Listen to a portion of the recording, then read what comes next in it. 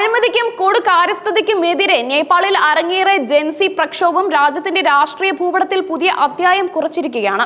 കഴിഞ്ഞ ഏതാനും ആഴ്ചകളായി തലസ്ഥാനമായ കാഠ്മണ്ഡുവിലെ തെരുവുകളിൽ കണ്ടത് യുവജനങ്ങളുടെ അഭൂതപൂർവമായ ശക്തിയാണ്. ഈ പ്രക്ഷോഭം വെറുമൊരു പ്രതിഷേധം മാത്രമായിരുന്നില്ല, മറിച്ച് ഒരു സർക്കാരിനെ താഴെ ഇറക്കുകയും രാജ്യത്തിന്റെ അധികാര ഘടനയെ തന്നെ ഉടച്ചു വാർക്കുകയും ചെയ്ത ഒരു വിപ്ലവമായിരുന്നു.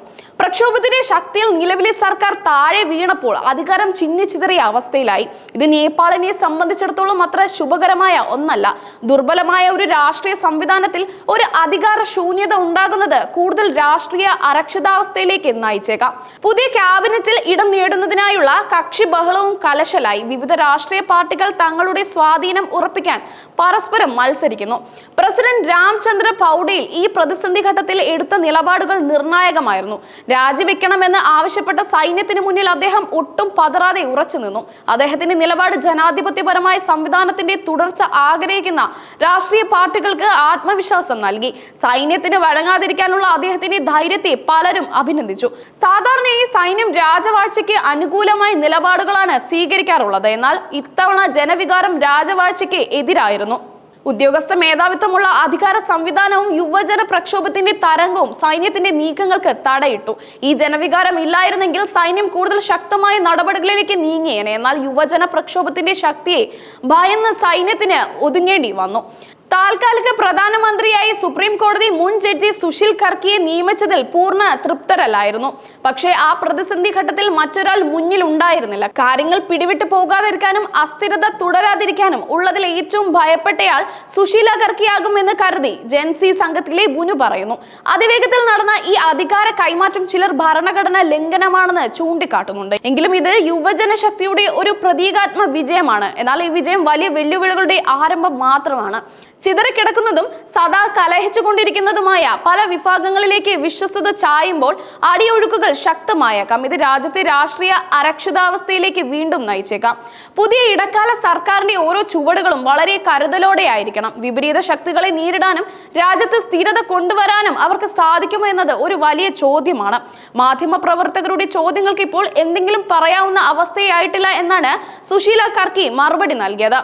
ഇത് പ്രതിസന്ധിയുടെ ആഴം വ്യക്തമാക്കുന്നു. പുതിയ ക്യാബിനറ്റിൽ ആരൊക്കെ ഇടം നേടുമെന്നത് ഈ ഇടക്കാല സർക്കാരിന്റെ വിശ്വസ്തതയെ നിർണ്ണയിക്കുന്ന ഒരു പ്രധാന ഘടകമായിരിക്കും. പുതിയ തലമുറയുടെ പ്രക്ഷോഭം ഒരു പുതുമോടിയിൽ ഒതുങ്ങാതെ ഈടുറപ്പുള്ള ഒരു നല്ല മാറ്റങ്ങളായി പരിഗണിക്കുമോ എന്ന് വരും മാസങ്ങൾ തീരുമാനിക്കും. യുവജനങ്ങളുടെ പ്രതീക്ഷകൾക്ക് അനുസരിച്ച് പ്രവർത്തിക്കാൻ ഈ സർക്കാരിന് സാധിക്കുമോ എന്നത് കാത്തിരുന്ന് കാണേണ്ടിയിരിക്കുന്നു. അതിനിടയിൽ നേപ്പാളിന്റെ ചരിത്രത്തിൽ ആദ്യമായി ഒരു വനിത അറ്റോർണി ജനറൽ സ്ഥാനത്തേക്ക് എത്തിയിരിക്കുന്നു. സീനിയർ അഭിഭാഷകയും മുൻ ഇൻഫർമേഷൻ കമ്മീഷണറുമായ സബിത ഭണ്ഡാരിയാണ് ഈ പദവി വഹിക്കുന്ന ആദ്യ വനിത. ജെൻസി പ്രക്ഷോഭത്തിൽ സർക്കാർ വീണതിന് പിന്നാലെ രാജി സമർപ്പിച്ച രമേശ് ബാദലിന് പകരമാണ് സബിത ഭണ്ഡാരിയെ നിയമിച്ചത്. ഈ നിയമനം യുവജന പ്രക്ഷോഭം സ്ത്രീ ശാക്തീകരണത്തിന് കൂടി വഴിയൊരുക്കുന്നതിന്റെ ഉദാഹരണമായി കണക്കാക്കാം. എങ്കിലും ഈ മാറ്റങ്ങൾ ഇത്രത്തോളം ആഴത്തിലുള്ളതാണെന്ന് പറയാൻ ഇനിയും കാത്തിരിക്കണം. രാജ്യത്തിന്റെ രാഷ്ട്രീയ സംവിധാനത്തെ അടിമുടി മാറ്റാൻ ഈ പ്രക്ഷോഭത്തിന് സാധിക്കുമോ, അതോ ഇത് താൽക്കാലികമായ ഒരു മാറ്റം മാത്രമായി ഒതുങ്ങുമോ? ഈ ചോദ്യങ്ങൾക്ക് വരും കാലങ്ങളിലെ രാഷ്ട്രീയ സംഭവ വികാസങ്ങൾ മറുപടി നൽകും. നേപ്പാളിന്റെ ജനങ്ങൾ ആകാംക്ഷയോടെയും പ്രതീക്ഷയോടെയും ഈ മാറ്റങ്ങളെ നോക്കിക്കാണുന്നു.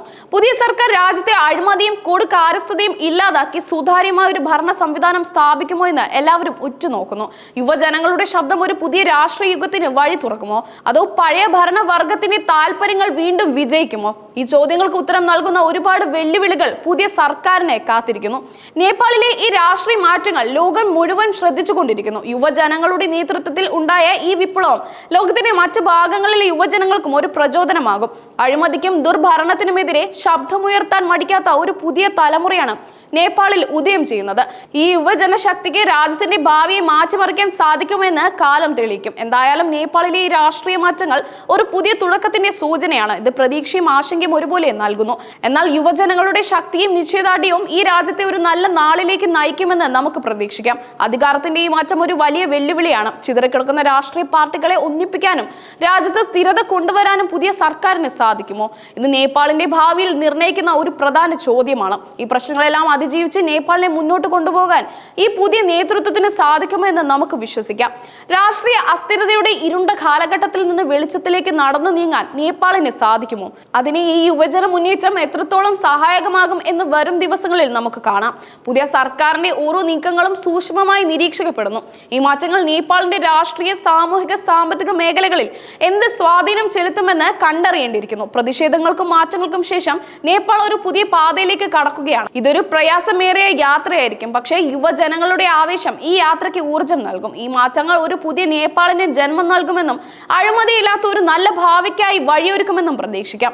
എങ്കിലും ഈ മാറ്റങ്ങൾ ഒരുപാട് വെല്ലുവിളികളെ അഭിമുഖീകരിക്കുന്നു. പഴയ അധികാര ശക്തികൾക്ക് ഈ മാറ്റങ്ങളെ അംഗീകരിക്കാൻ പ്രയാസമുണ്ടാകും. അവരുടെ സ്വാധീനം പുതിയ സർക്കാരിന് ഒരു തടസ്സമാകാൻ സാധ്യതയുണ്ട്. അതുകൊണ്ട് തന്നെ ഈ പുതിയ സർക്കാർ വളരെ ശ്രദ്ധയോടെയും ജാഗ്രതയോടെയും വേണം മുന്നോട്ട് പോകാൻ. അഴിമതിക്കെതിരെ നിലകൊണ്ട യുവജനതയുടെ പ്രക്ഷോഭം വെറുതെ ആയില്ല എന്ന് തെളിയിക്കാൻ പുതിയ സർക്കാരിന് സാധിക്കുമോ? അതാണ് ഇപ്പോൾ നേപ്പാളിന്റെ മുന്നിലുള്ള പ്രധാന ചോദ്യം. ഈ ചോദ്യത്തിന് അവർ നൽകുന്ന മറുപടി നേപ്പാളിന്റെ ഭാവിയെ നിർണ്ണയിക്കും. നേപ്പാളിലെ ജനങ്ങൾ ഈ മാറ്റങ്ങളെ ഒരു പുതിയ പ്രതീക്ഷയോടെ നോക്കിക്കാണുന്നു. അവരുടെ പ്രതീക്ഷകൾക്കനുസരിച്ച് പ്രവർത്തിക്കാൻ പുതിയ ഭരണാധികാരികൾക്ക് സാധിക്കുമോ എന്ന് കണ്ടറിയാം. ഈ ചരിത്രപരമായ നിമിഷത്തിൽ നേപ്പാളിന്റെ ജനങ്ങൾ അവരുടെ രാജ്യത്തിന്റെ ഭാവിക്കായി ഒരുമിച്ച് നിൽക്കുന്നു.